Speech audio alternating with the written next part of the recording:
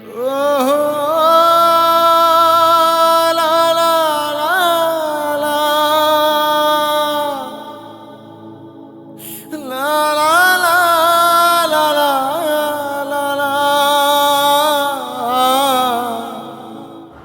রে, তুই অহনো এই জায়গা বসে আসস?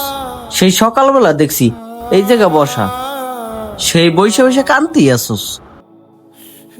কান্না করবো না তো কি করবো?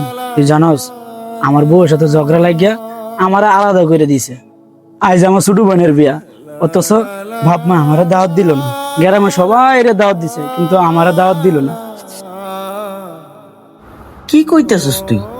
তোর না আপন বোন, তারপরে তোর দাওয়াত দিল না?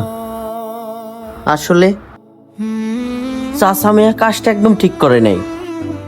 বউয়ের কারণে ঝগড়া সামান্য লাগতেই পারে, তাই বইলে কি তার নিজের সন্তান তার ছেলেরে দাওয়াত দিল না? এটা আমি মানতে পারলাম না। গ্রামের সবাইরে দাওয়াত দিছে, অথচ তার আপন পোলা পাশাপাশি করে, কিন্তু তারে দাওয়াত দিল না। বন্ধু, তুই এক কাজ কর, আমার সাথে চল।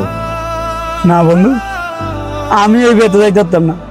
যে না আপন বোনের বিয়া, বাপ মা আমার দাওয়াত দিল না। এনে বন্ধু আমি কেমনে যাই? তুই ক, তুই যা, আমার তো দাওয়াত দেয় নাই, আমি এনে যাবো কেন লেগে?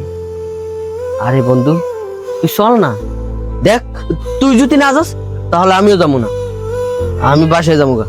না বন্ধু, তুই আমার রিকোয়েস্ট করিস না বন্ধু, আমি এনে যাইতে পারতাম না বন্ধু। বন্ধু তুই যা, তুই খায়া আমার বোনের জন্য দোয়া করিস, বোনটা যেন ভালো থাকে।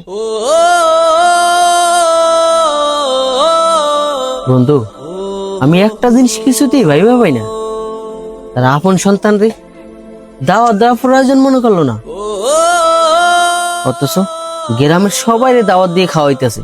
আচ্ছা যাই হোক, শোন, তুই যেহেতু যাবি না, তাহলে আমিও আর বিয়ে যাইতেছি না। তুই থাক, আমি গেলাম। হে বন্ধু, কই যাস? তুই বিয়া খাইয়া যা। আরে যা না বিয়েতে, সমস্যা নাই তো।